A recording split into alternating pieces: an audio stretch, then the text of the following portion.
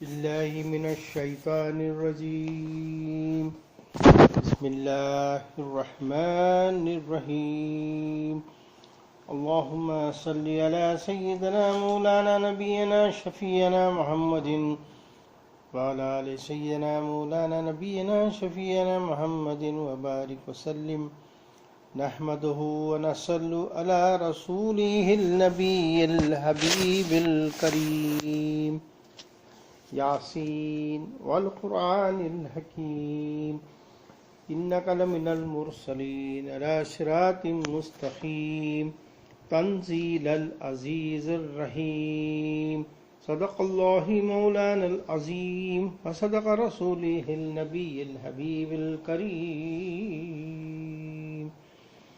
Welcome to International Sufi Center. We have been carrying on series of talks on various aspects of Sufism, which we have uploaded on our site www.internationalsuficenter.org.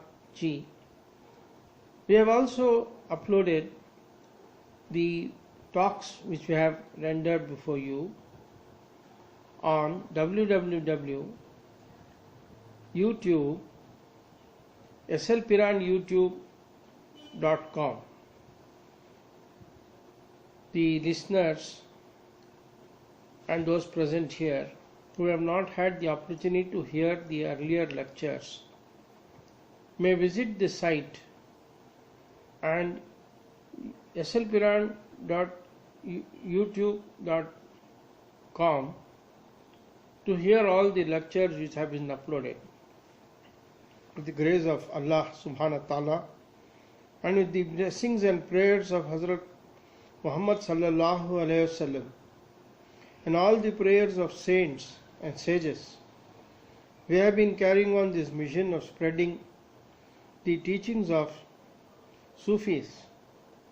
Sufis are muttaqeens, the shakireens, the sabirins, the sajideens, and who are the true followers of Muhammad sallallahu alayhi wasallam. They have not established any separate creed, nor they have deviated from the teachings of the Islam, the Sharia. The inner aspect, the inner core of Islam is tariqat, where the intentions of the law, the philosophy behind the law, the wisdom behind the law is exposed. And the main purpose of any Musliman or a Sufi is to reach Lord, the Allah Ta'ala, in terms of the teachings given by the Allah Ta'ala, which has been communicated to the Prophet Sallallahu Alaihi Wasallam to Jibreel in the Quran Sharif, and in the various other books which have been communicated by Jibreel to the prophets from Adam alayhi salam till Nabi Kareem Sallallahu Alaihi Wasallam.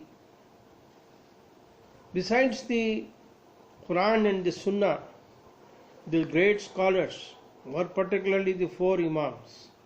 Hazrat Imam Abu Hanifa Raziyallahu Ta'ala, Hazrat Imam Abu Shafi Raziyallahu Ta'ala, and Hazrat Hanbali Raziyallahu Ta'ala, Imam Hazrat Malik Raziyallahu Ta'ala, had all been codification of law, which is also known as fiqh or the jurisprudence, the wisdom of the law. We are required to achieve wisdom. That is the main purpose of the Quran Sharif and all the prophets and the great saints and sages who have done riyazat and achieved the wisdom through the experiences of their life. The Quran, the Yasin itself speaks about the wise Quran, that the Lord takes oath by the wise Quran, Al-Quran al-Hakim. For those who are on straight path, a revelation of the mighty, the merciful. The main purpose of the message of the Lord and the Prophet and all the Imams and the Sufis and the learned people, the philosophers and the scholars is to humanize man, to make man worthy of being a Khalifa, a true representative of the Lord on the earth. All the planets, all the cosmos, all the animals and the plants and every individual, every organism is made subservient to man, to serve man. And the man has been created to serve God. Ama khalaqtul jinni wal insi illa liya'budun. Lord says, I have created the jinns and the man to worship me, to serve me, to be subservient to me, to be subjected to the commands of the Lord and the Prophet. All human beings on earth have to protect themselves against evil. The evil is represented by the devil, the Adun Mubin. He is considered as an open enemy of mankind. He wants to waylay man from the good path, the path of Sirat-e-Mustaqim. The evil in the mind of the man does not allow the goodness to flourish, does not allow the good deeds to reach the Lord. The good deeds are polluted because of the evil intentions the man bears. If a man bears an evil intention, an intention to harm another human being, an intention to harm the cosmos, the plants, the ecology, then all the good which he might have done or good deeds he might have sent to the Lord gets polluted and they get corrupted and it is negatived and negated. If we take into consideration our life which we have lived and calculate the amounts of wrong which we have done in thought, deed and words, then the wrongs become sin, and the sin becomes a great burden on the shoulders of a man. If this sin and these wrong deeds are required to be nullified, then man has to seek forgiveness from the Lord by repentance. He has to turn a new leaf. He has to turn a new corner and come back to the Lord and submit himself in surrender. And the surrender is to subject himself to the law of the Lord and the law of the nations. The law of the nations expect that man lives in peace by himself, in peace with himself, with his family, with his community, with the nation, and with all the nations of the world. The Indians have migrated to all parts of the world, to all nations, and they carry the message which has been given to them by the Lord and the prophets and the ancient civilization which has come into this nation. The ancient people received the messages through their deep penance and their truthful living. These messages have been recorded in the Rig Veda and in Vedas and in the sayings and the writings of the great souls who have lived in this country. The religion of Mahavira, Buddha, and that of the Hinduism and the Sikhism which has born in this country only teaches truth, but that truth has been mingled in various myths and mythologies and various stories, and man has turned truant and has turned into evil being to cheat the country, to cheat the public, to cheat himself. This aspect of human life is the most tragic in the human society. Islam came to establish peace, truth, brotherhood, equality, and equality between sexes, between male and female, between all the colors and caste and creeds. It brought to bring humankind into a true humanity, into brotherhood, and to bring peace among all the inhabitants of the earth. But most unfortunately, the message has got corrupted, and the people have taken non-violence as the message, which is not so. Islam stands for peace, to unite the hearts with love, affection, truth, justice, with all the good manners good courtesy to build up a great nation, to build up a great civilization, to make man to return to God, the only one, the Savior, the Saver, the Helper. The God is Huwa Allahu Lazi La ilaha illahu Al Hayyul Qayyum. He is living, He is not dead. He is nearer than our jugular vein. He lives in our every breath, and every breath of human being should be in the love of the Lord. To love Him should be the aim. Now we have corrupted the society, and life is full of woes, regrets, pain and suffering, coupled also with the cheap joys which we have tried to achieve through cheap advertisements which are there on our channels of TV and internet. We try to derive pleasure through watching films, in watching all sorts of films which are negative in approach, in massive advertisements which are done by those who want to sell their goods, who want to lure to passions, to make us spend our money on all worthless goods which does not give us lasting joys.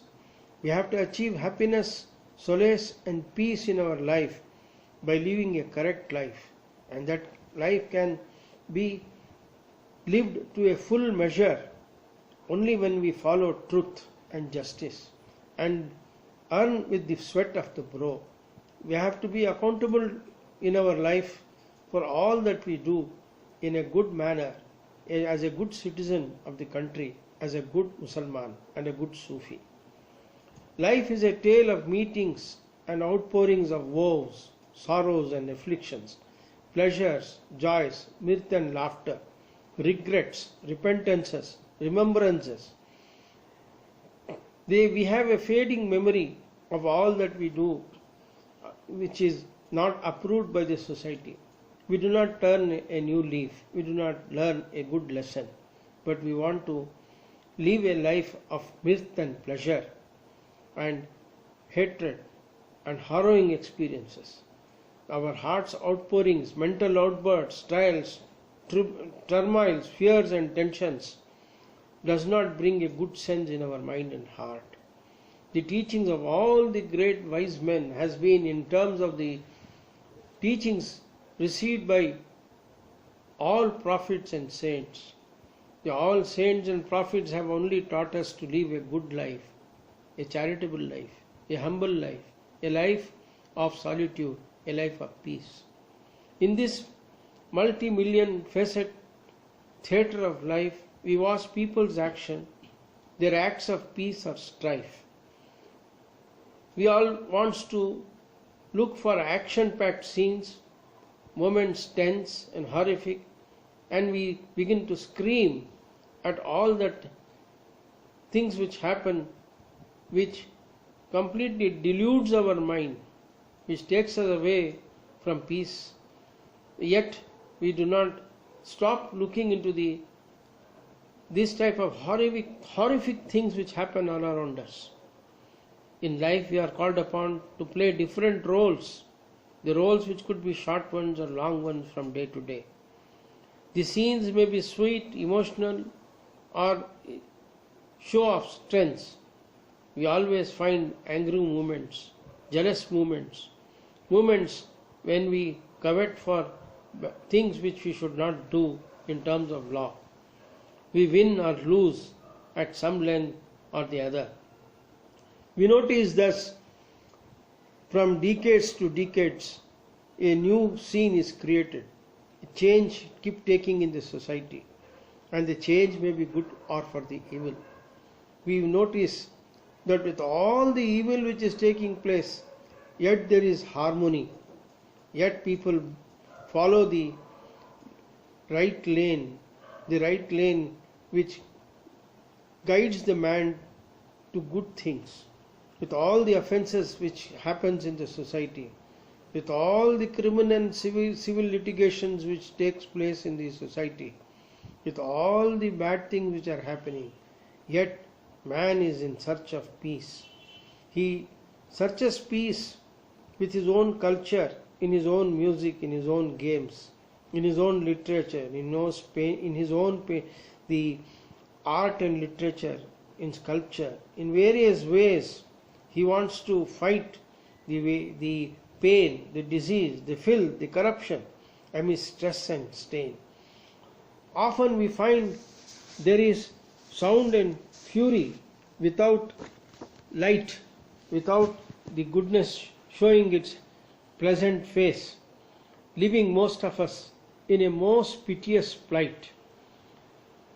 When upon our path even nature's wrath descends, we search for ideas to counter the melodies which the nature sends upon our heads. We find the helpless and the weak expecting mercy from friends, but they turn out to be tyrants. They look for an exit from their miseries they are unable to see. Though much they ponder how to escape from danger's grave, but yet some laugh at martyrs who die as heroes brave. With this background and short summary of the life which is before us, let us begin a new chapter in our discourses and talks. Let us recall the various wisdom which has been pronounced by the prophets and saints and wise men. If we go to the Surah Luqman, in Surah Luqman, the Luqman advises his son to follow only one God, the God of mercy, the God of charity, the God of graciousness, the God of peace, the God of love. He gives wise and counsel to his son to always be truthful in life, to follow good things, to have a good tongue, to always speak about things which are truthful in life. Surah Luqman reminds about the good culture we should have in ourselves, how we should follow good path, a path of peace, a path of love, a path of charity. In the ayats number 16 to 19, Luqman advises his son as follows. The ayat 16 says, O my dear son, lo, though it be but a weight of a grain of mustard seed, and though it be in a rock, or in the heavens, or in the earth, Allah will bring it forth. Lo, Allah is subtle and aware. It reminds us that Allah, God the Merciful, keeps account of even an atom of good or evil which we do, and He is aware where it is, and He can bring forth before our eyes on the day of judgment. It is recorded by the angels who are on our shoulders.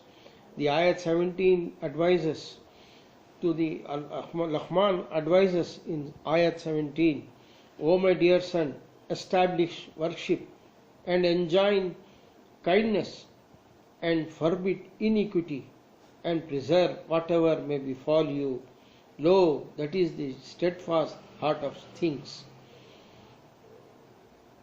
Prayers to the Lord is mandated in our Islam, and so also in all the religions, that the man should begin his day and end his day, and in between also remember Lord by doing wuzu, purifying himself externally and internally, and recite the namaz in the manner taught to us in the Fajr, Zuhr, Asr, Maghrib and Isha. And we have another namaz in the night, which is known as Tahajjud. Ya ayyuhal muzammilu khumul layla illa khalilan nisfuhu wa min khussu minhu khalilan awzid alayhi warattilal Qur'ana tartila. Lord calls upon the Prophet ﷺ as Ya Muzammil, one who is covering himself with a cloth, to recite prayers in the night time, to recite Quran Sharif also in the night time. Likewise, Luqman, who was a wise man in the legends of Arabs, who is revered, who is not mentioned in the Jewish scriptures, but he is considered as a very wise person who has lifted the people around him to a great height with his knowledge and wisdom. In the Surah 31, which is named after him, in ayat 18, he advises his son to be humble. The ayat translation reads, "Turn not your cheek in scorn towards flock, nor walk with pertness in the land. Lo, Allah loves not each braggart boaster." In simple terms, the ayat requires that every human being should not look upon another human being with scorn, with contempt, and he should look everyone with love and affection, and he should not walk with haughtiness, with pride and pelf, and with arrogance, which is not liked by Lord, because the Satan has promised Lord that he will not disturb or waylay a person who is humble. So humility is the first lesson of wisdom. If you have to acquire wisdom and live a very peaceful and a kind and affectionate life, then you have to follow the advice given by Luqman in Quran Sharif to his son, that you have to establish your prayers and as-salatu fahisha'il munkar. The prayers will take you away from all evil, from fahishat and munkirat, which are two evils in human mind and heart, which will always betray man. The evils will betray man, which will take him to lewd actions, which will take him to lustful thinking, which will make him bad person, who will take him to all sorts of games of chance, to races, to cards, to women, to alcohol, to tobacco, and all sorts of things which will spoil his health, which will betray him, which will not stand with him. So that is why the ayat 17 also requires that one has to be steadfast to hold on to the rope of the Allah. Likewise, the ayat 19 says, "Be modest in your bearing and subdue your voice. Lo, the harshest of all voices is the voice of an ass." It follows that the teachings of Luqman is to inculcate in your mind and heart modesty and to have sweet speech. You should not be arrogant. You should not have a filthy speech, a bad speech, a bad talks, a scornful look, a look of contempt.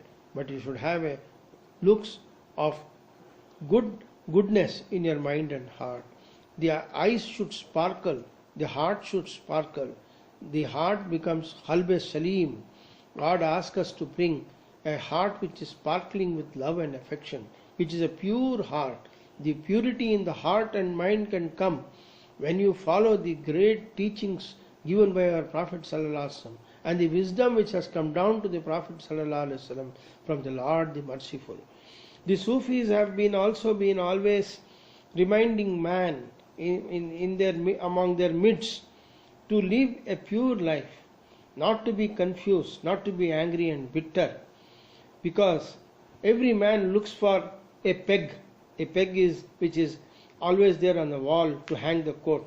We want a reason, a ruse to blame others for our own shortcomings. We need a nail to be driven in a coffin. We need a shoulder to weep, and everyone looks for a floor for dancing, and a disarming looks your smiles to win. So the Sufis, when they have lived a pure life, they have always been giving words of wisdom, and we have dedicated this talk to those Sufis, to this wisdom of the Sufis and for the spiritual consciousness. The Sufis would also point out that man is always at daggers drawn. That is, he always have a fighting nature in him. He carries a sword, he carries a pistol, he carries a pistol or a sword and always wants to threaten his brother or anyone who would speak ill of him, anyone who would cross swords with him. He is always bitter, cold, sarcastic and angry. And his various evil traits in his mind and heart, they challenge each other and they try to claim ascendancy and to capture his mind and heart. Therefore, those Sufis throughout the ages, throughout the centuries, have been advising their followers to live a calm life and not to carry daggers in their mind and heart and in their hand to fight with everyone who challenged them. They would always say that light of wisdom will seldom dawn on confused minds, which are also disturbed. A mind should be calm, and the calmness and peace in the mind and heart can be achieved only when you are peaceful, when you are prayerful. Your mind should be prayerful. The mind and heart and eyes should always remember Lord. You must feel as if Lord is watching you when you are in prayers. If you cannot do that, then you should know that you are watching Lord. That is the hadith of Ihsan, which has been recited by Hazrat Umar Farooq Raziyallahu Ta'ala, which was when the Jibreel came in person to teach Iman to Prophet Sallallahu Alaihi Wasallam. So, when we have a feeling of living a truthful life and always feel that we are in the presence of the Lord, the merciful, then the confusion in the mind is cleared and the mind becomes very wise. We have to learn lessons from the life itself which we have led. We must have faltered, we must have floundered, we must have fallen at every step, but that is the teaching point. Each mistake which we commit should be remembered so that the next time we don't commit that mistake. That is how we become sober. That is how we can become kind and a good person. A good person is one who reins in his good traits and keeps the bad one curbed. This is the teachings of great saints and prophets, that you have to curb your evil traits in your mind and heart. You should bring out the goodness. How does the goodness come? The goodness has been realized when you were a small baby, when you would love your mother, when you would kiss your mother, when you would feel the absence of the mother when she is not around you. You keep on calling for her. You would cuddle with her. You would hug her. You would kiss her. And you want the same affection to be given by your mother all the time. All the moments you want to cherish in that love. But that love slowly diminishes as you grow up. As you grow up, you become jealous of your siblings, your kith and kin, and you want more and more. And that is how the greed and anger develops in you. If you try to go back to the innocence of the child and remain innocent in your mind and heart always, that is the path of wisdom. That is the path of goodness.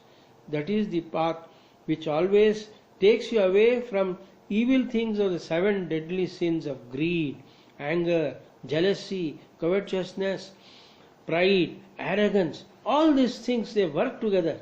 But the goodness also of the childhood, of your charity, of your compassion of seeing a beggar or a lame person or a person who is hungry, when you have felt in your mind and heart compassion, when you have suddenly shared your food, these feelings of compassion which came to you should be nurtured, should be developed in your mind and heart. That is how you will reach wisdom. That is how the supreme spiritual consciousness awakens in your mind and heart. So in the life we move around aimlessly, hither and thither, quite oblivious of others' concern, carelessly ignoring opportunities, being not serious. This has been our movements in our life. We have been very playful, sinful, and not even caring for anything, but enjoying the life to mirth and pleasure at the cost of our parents' earnings. When the father would have earned the money with the sweat of the brow, we would have not felt how he has earned, but we would have been very playful. It is only when we are suddenly faced life with all its pitfalls, with all its enigmas, with snares, with all its dangers, then we wake up. Then we feel that we should become serious in life, acquire some knowledge, acquire some activity, acquire some skill, so that we can be a good citizen. It is then when we value the money which we have earned through our own sweat and with the sweat of our brow. This is what is wisdom. Wisdom comes to us only through our experience, only through our own efforts when we learn good things of life. So, the Sufis have always lived a pure life, and they have always taught wisdom in the light of the holy Prophet's sayings and all that has been said in the Quran Sharif. They have experienced everything which has been experienced by the Prophet and the Sahabas, and they have shared all that they have learned in their life and reached the pinnacle of success. Their success is only in their humility, in their sweetness, in their talk, in their dealings in their life. It is not that they have withdrawn totally and sat in a corner, but they have lived a normal life like any one of us. But their life has been one which could be emulated, which could be followed by others. That is how they have gathered so many followers, and that is how they are revered even today. If the saints are remembered in terms of celebration of Urus, it is only to recall to our mind and heart the goodness which they have acquired and which they have shared, their charity, like the charity which has been done by the Khaja Gharibun Nawaz of Ajmer Sharif. Even today, if you go to his Dargah Sharif in Ajmer, you will notice thousands of people being fed food there in the Dargah free. You would notice such type of activity taking place in all the Gurudwaras. Free food is supplied to all who are hungry, who are in needy. Free medicines is supplied in all the Jain hospitals, in various charitable organizations. Good activity takes place so that man can return to his fold. He should not become, as it is usually said, he is a scoundrel, he is a vagabond, he is like this, he is like that. No. The moment such things hit on your face, that you are this, you are that, you have to calm down. You have to sit in your prayers and seek forgiveness. Oh Lord, the tongue of the people is wagging against me. I should become true to myself and to you. Turn my inner self to love and love alone.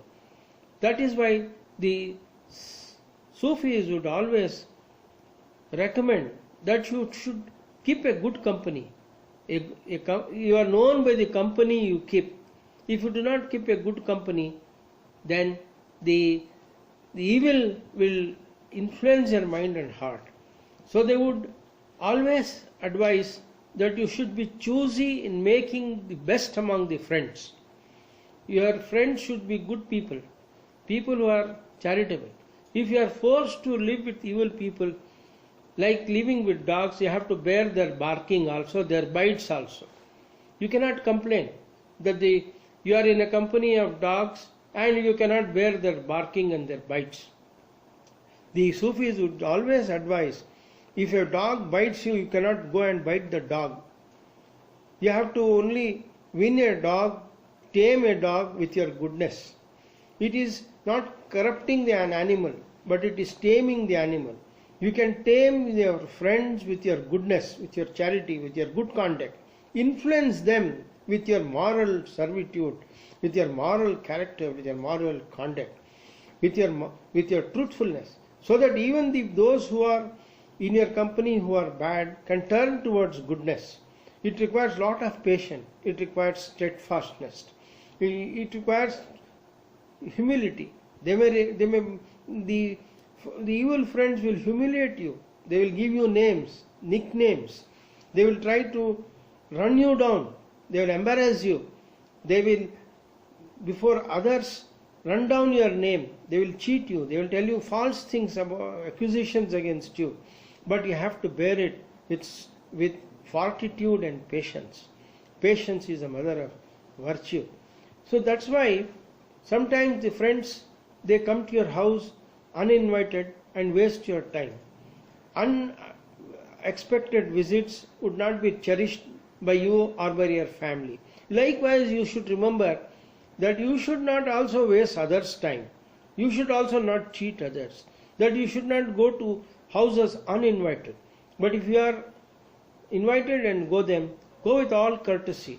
Wish them, salam them. That is what Allah requires you, to be pleasant, to be courteous. Who calls on you at an hour undue, and he comes to you with lot of pain. He comes to you with all needs. But sometimes you have to be extraordinarily cautious not to allow your friends to cheat you of your hard-earned earnings. You have to be very polite. You have to be in a very polite manner. Tell them that your needs are very urgent and your children's fees have to be paid. You have to pay for the so many necessities of life, and you are not left with anything, and you would have certainly helped them. But it has happened any number of times in our lives that your friends would rob you of your wealth and never return the money which they borrow from you. Therefore, you have to be very cautious when you are dealing with your friends and the company you keep. You have to be very cautious in talking with your friends, in expressing your opinions, for it may lead to wrong conclusions. It happens that a blind criticism is a sure way to lose your friends, or it may end in bitter sorrow arguments. When it has happened that you have to return it with good deeds, with apology, with a flower, you will tell them, and you have to be very cautious with such type of friends who would attack you and who would not compassionate, who would not realize that they are also good friends. They should remain goodness. They should return goodness, and they should be good friends.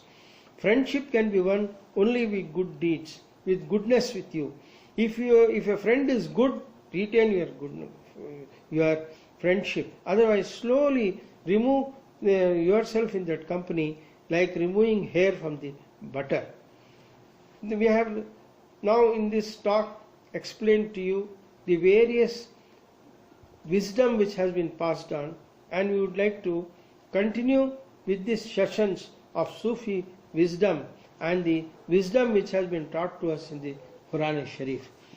The most important golden sayings of the Sufis and the prophets and the saints have been that love and affection are the most beautiful flowers in the garden of life. 1. 2. They have always said that humility is the first lesson of wisdom, as I explained to you. They have also warned that no one takes a stranger seriously, more so his advice, talk or philosophy. That means you are a stranger to so many people while you are traveling in a bus, in a train, in a car. And it is the habit of our Indians to befriend strangers in the travel, speak to them, talk to them, call themselves as Bhai Sahab, Maji and all that. But you should be very cautious when you are talking to such type of strangers, and more so because even if you talk something which is a golden talk, it will go away in the air, it will be useless. So one needs to be highly merited, talented and prominent to make a mark in life. A stranger is not accepted in society unless he has established his merit and his credentials. We end this talk reminding you that God the Almighty has laid a great burden on our shoulders to live a good human life, a perfect life, a peaceful life, a brotherly life. So we have to compromise with people all around us. We live with compromises and adjustment. As you would have seen that while we are traveling in local public buses, the conductor will say, "Salpa adjust ಮಾಡ್ಕೊಂಡ್ಬೇಕು," as it is said in the local language in Kannada, that you have to slightly adjust, because life is a journey which would, like a journey making in a local bus to your place of work or to wherever you are going. So this small journey of life can be made peaceful, we can be made friendly, not just by discovering our own inner self of our negative and good traits, but also by making adjustments and compromises in our life. I thank you for your presence and for having heard this lecture, and I request you to visit our site to hear all our lectures. And various lectures of very great ulmas and Sufis have been uploaded on our site, internationalsuficenter.org. I request you to hear and read all classical works of great saints and great people who have lived a virtuous life, because these works we give you wisdom. They will share your experiences. They will tell you as to how you have to meet the challenges in life. Inshallah, we will continue with this topic of Sufi wisdom and spiritual consciousness in more talks in future. Subhana rabbika rabbil izzati amma yasifun wa salamun alal mursalin walhamdulillahi rabbil alamin.